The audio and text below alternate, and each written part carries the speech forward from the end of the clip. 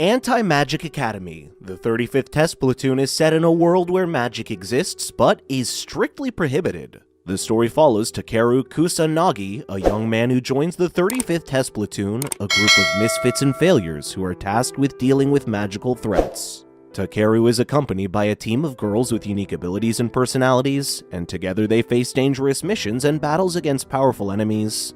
As they fight to protect their school and the world from magical threats, they also confront their own pasts and personal demons. Episode 1. The episode begins with a flashback to Takeru's tragic past when he lost his sister to a witch attack. The scene then jumps to the present day, when Takeru is a student at the Anti-Magic Academy, a school that prepares students to fight witches. Takeru is the captain of the 35th Test Platoon, the school's lowest performing team, which consists of himself, Usagi Sayonji, a sniper who suffers from stage fright, and Ikaruga Suganami, a tech prodigy. After being removed from her post as Inquisitor for the pointless execution of a witch, Oka Otari, a combat prodigy and the adopted daughter of Academy Chairman Sogetsu Otari, joins the Academy as a new member of the 35th Platoon.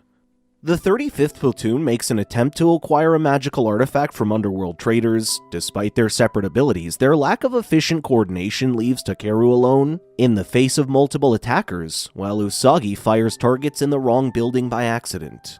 Oka defeats the shooters by herself. Takeru accidentally gropes Oka's breasts after tripping over a stray bullet. He's then knocked unconscious by Usagi's sniper shot, which finally hits the appropriate building, and he falls between her breasts once more. Oka is unimpressed by the 35th Platoon and strongly criticizes their shortcomings. Takeru insists on going on the mission with her as their captain, but she wants to go alone. They go after Valhalla, the criminal witch group that attempted to buy the artifact. Oka attempts to murder the gunman they had just captured after seeing a dead girl being used as a human sacrifice, but is stopped by Takeru. Oka confesses that a witch killed her parents and sister, and she hates both magic and witches. Takeru assures her that he will someday become a dependable comrade. Episode 2. Takeru recalls that in their first year together, Oka defeated him in a war game. Oka finds that a member of the 35th Platoon has the potential to become a relic eater and can contract with a legendary magical weapon. Lapis, a weapon in human form, expects to make such a deal very soon. In yet another place, a young Valhalla witch named Mari Nikaido encounters the necromancer and alchemist Haunted, who has just executed 50 victims as sacrifices for a new spell. Oka gains knowledge Takeru is only interested in becoming an Inquisitor because it pays well. Haunted casts his spell, bringing to life an armored Einar jar, the revived spirit of King Arthur, and commands it to release witches imprisoned beneath the Anti-Magic Academy. Oka fights the Einar jar, and after admitting that she is also a relic eater, Takeru then looks to be defending the unarmed Oka when the chairman, Vlad's true owner, abruptly removes the firearms. Despite his abilities, he sustains a severe injury and nearly passes away.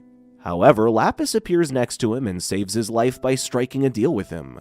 Takeru impresses the neighboring Haunted by using the strength of Excalibur to defeat the Einar jar in a single motion. Episode number 3. The chairman encounters Mari Nikaido, an auroral witch in captivity with magical amnesia, and transforms her into an academy student in an effort to use her as bait to entice Valhalla. Mari has a Glenapir necklace on, and if she uses magic, it will explode. Mari and Oka start fighting right away, and as they compete in the class, with Oka being more physically adept and Mari being more intellectually capable, their fight just gets worse. Mari reveals her wish to utilize magic to aid humanity. Haunted, who is obsessed with Mari, recalls how Mari promised to work for him only if he didn't kill innocent people, so he slaughtered Academy students to frame her. Mari and Oka are jealous of each other, so Usagi enters them into a mock battle contest against the other Academy platoons. Mari is ordered to live with Takeru, and the jealousy makes Oka live with both of them to prevent Mari from perhaps seducing Takeru. Oka is terrified by a ghost in the shower, and the incident finishes with both girls naked on top of Takeru, for which he is punished. Mari expresses concern to Takeru that she worries her witch identity will set her apart too much from her human teammates. She surprises everyone by using herself as a decoy, allowing the 35th Platoon to win the opening round of the mock battle. Oka unwillingly confesses they would have lost without her. At the end of the scene, the teammates celebrate their victory. Episode number 4. The following day, Oka informs Takeru that Mari was charged with murder, but that the evidence doesn't add up. Haunted kills several soldiers and 2 students during the second simulation of a fight before claiming to be there to save Mari and locking the 35th platoon behind a magical barrier.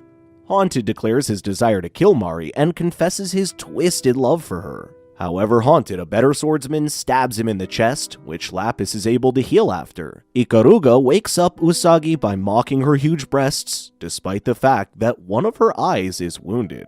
Oka contacts the chairman and threatens to expose him for detaining Mari for murder since they were committed by Haunted's despair magic, but Mari can only use auroral magic. The chairman offers her a deal in exchange for silence. Lapis explains that Haunted is utilizing the legendary weapon, Dane's Life. When Mari's amnesia spell is lifted by Haunted, she remembers that Haunted abducted her friends. He offers to let her visit her friends if she leaves with him.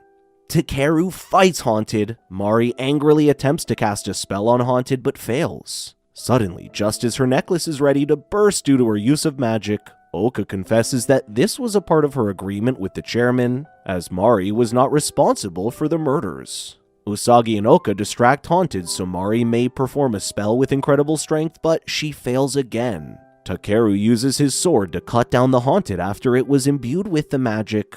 Before entering a portal, Haunted makes it known that he is aware that Takeru is a member of a clan of demon hunters. Episode 5. Usagi's mother announces plans to move the date of her scheduled marriage ahead due to her bad grades. The Academy launches its witch hunting festival where students can receive additional credit in cash. Takeru instantly enlists 35th Platoon to participate because he needs the money. Oka is asked to meet the attractively young student council president, Nagaru Hoshijiro, because he needs her assistance in dealing with the mythical witch Mephistopheles, who has the power to alter people's thoughts. Reima's arrival at the academy coincided with the murder of several students. Usagi shares Reima's story with Takeru, and Takeru extends an invitation for Usagi to stay the night at his flat. She tries to seduce Takeru while he is naked in his living room, and despite the fact that he had no plans to do so, they almost kiss. They are interrupted, however, by Mari, Oka, and Ikaruga, who, overcome with jealousy, severely scold Takeru for not also attempting to seduce them. Usagi has to get better grades so she may continue attending school, and Takeru asks the girls to help. Episode number 6. Oka notices that Reima covered the school in white symbols. Oka discovers that the white paint is a massive magic circle intended to manipulate people's brains using her relic eater Vlad. As soon as President Nagaru discovers that Shizuka has been mentally tortured, both of them pull their weapons. After surviving, Shizuka reveals to Oka that she is Mephistopheles.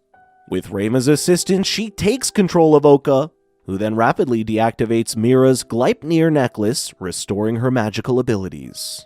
Lapis finds Usagi in the church of the academy. While Mira deals with the magic circle, Takeru rushes to save her. Usagi had visions about her brother playing with a rifle and being killed when she tried to stop him. She awakens to find Reima planning to assault her on their wedding night. He gets bitten on the neck as she fights back. He attempts to kill her out of rage, but Takeru enters and saves her. Usagi finds her grandfather's weapon and receives 2 unique bullets from Ikaruga that will kill Mephistopheles' soul.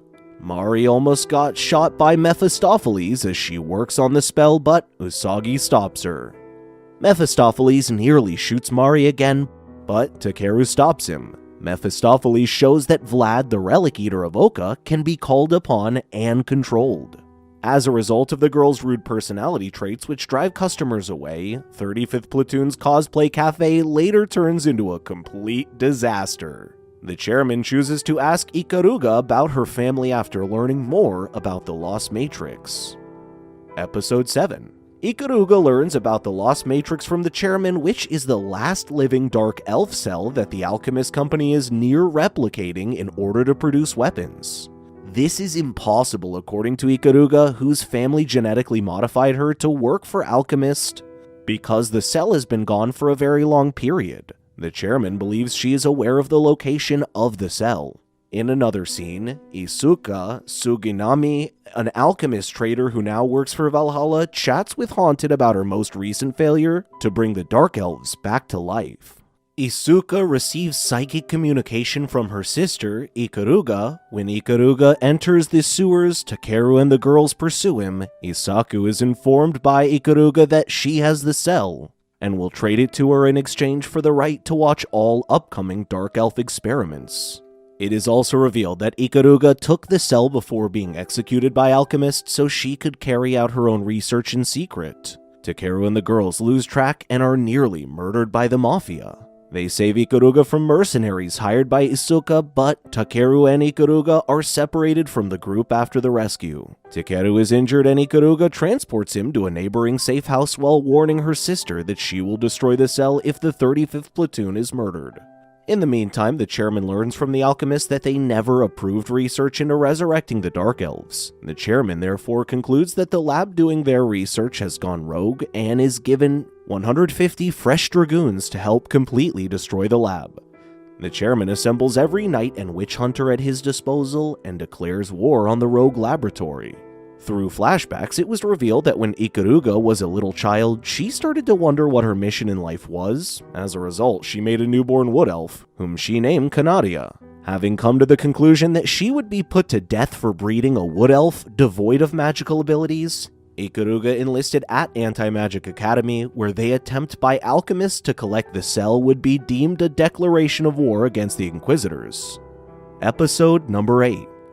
Before the alchemist helicopters interrupt Ikaruga and Takeru, she pretends she loves him and gives him a kiss before giving him medicine to prevent him from following. After being released from the alchemist lab, Mari, Oka, and Usagi decided to return in order to save Ikaruga.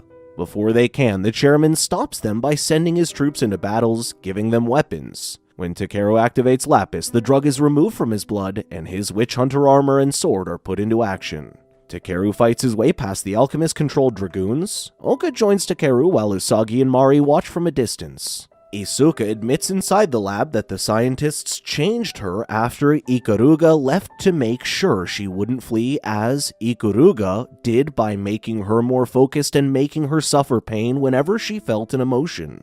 Isuka shoots Ikaruga in the leg and demands that she give the cell. She turns on her nanomachines and becomes a dark elf. Isuka is on the edge of passing out from the pain of her emotions and agreeing to leave when they're both harmed by Haunted. Haunted sends a mechanical dragon, Ikaruga is saved from falling, and Takeru and Oka strive to divert attention away from the dragon, as Usagi uses a wall-mounted railgun to shoot it. Before he can finish the dragon, Takeru's relic eater is out of magic and shuts down due to Oka's wound. Mari instantly transfers her magic to Takeru's sword, and Takeru delivers the killing blow to the dragon. Ikaruga decides to continue battling after learning that Canaria is waiting for her. While grieving about losing Isuka, she likes Takeru's assurance that he will assist her and pats him on the head. Episode 9. Ikuraga is back at the academy, so the 35th platoon plans an undercover operation to stop the sale of artifacts on the black market. Ikaruga questions the girls' ability to complete the job because it requires them to go undercover in a gentleman's club. At the club, Oka struggles to deal with the male quests. They had the wrong person in mind all along. The genuine target is eventually taken into custody, but Oka is disappointed since she failed.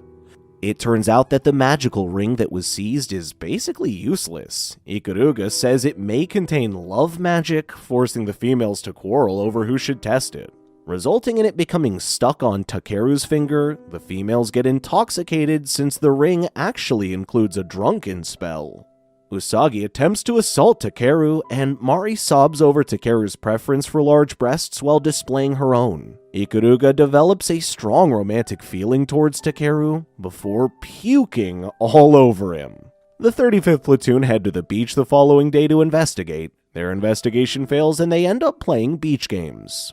Usagi and Mari are strung up on a fishing pole when Lapis proposes they go fishing. The enormous beast comes. After recovering, Takeru activates his witch hunter gear to save the girls, but the armor's weight causes him to drown.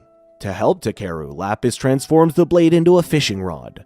Mari utilizes her magic in Takeru's fishing rod to fling the sea hare onto the beach, where it is defeated after Oka disables her Gleipnir necklace.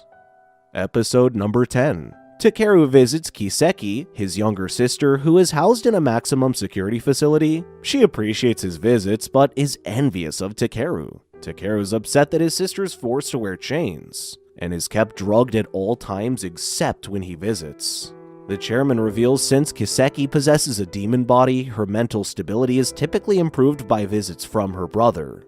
But after learning about his new female teammates, she becomes anxious, her power increases, and she turns into a horned demon.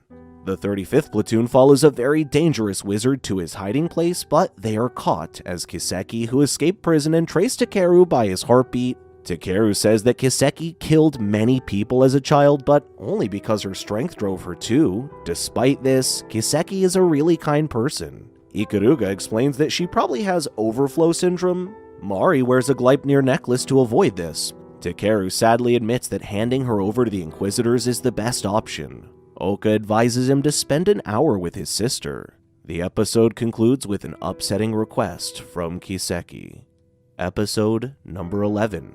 Kiseki wants Takeru to carry out her death wish so that she can stop killing, but Takeru refuses. Orochi and Kanaria, two members of Valhalla, intend to kidnap Kiseki and try to kill her. While protecting her with his relic eater, Takeru discovers that Yoshimizu is actually Kyoya's relic eater. Several dragons interrupt their fight. Kiseki is taken into custody and given a Gleipnir. The chairman informs Takeru that Kiseki will be sent to a secret alchemist facility in an effort to finally control her abilities. Miss Watery attacks the airplane transport, but it's a ruse, and Kiseki is on a truck.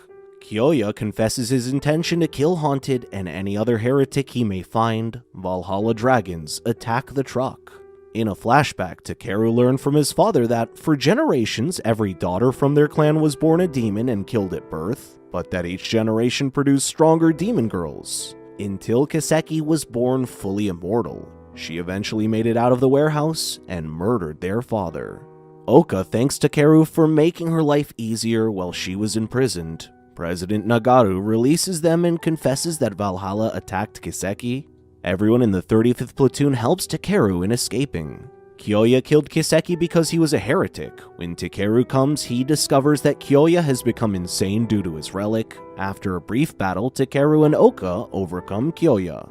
As Kiseki wished to be only killed by Takeru, no one else can kill her. Takeru is abruptly attacked and stabbed by Hunted, who wants Kiseki to create destruction everywhere. When Kiseki sees Takeru in pain, she loses control and starts devouring everything, expanding to a huge size. Episode 12.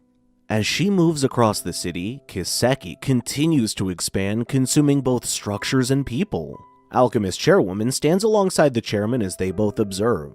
Oka creates a complete deal with her relic eater Vlad in order to save Takeru and destroy Haunted. Kiseki absorbs Haunted once it is knocked into it. When Oka and the injured Takeru try to escape with the other girls, Kiseki's expanding body traps them. Lapis confronts Takeru in dreams and reminds him of their agreement. Takeru goes in search of Kiseki. He's attacked by Haunted, who refuses to be absorbed before he can reach his sister. As they fight, Kiseki starts to accuse Takeru of having let her develop into a monster by not murdering her years earlier. Takeru says he wants to go home with his friends and save his sister. Kiseki desires Takeru to live a happy life. After successfully overcoming Haunted, Takeru puts himself inside Kiseki's body. He locates her and frees her from the expanding demon bodies, but he cannot bring himself to murder her. As the story reaches its climax, Takeru feels bad because he's merely condemned Kiseki to further pain in the future. He's assured by all the girls that they will always be there to help him with his burdens, no matter what. Thank you so much for watching. Please don't forget to like and subscribe, hit that notification bell for more videos like this, and we'll see you in the next one.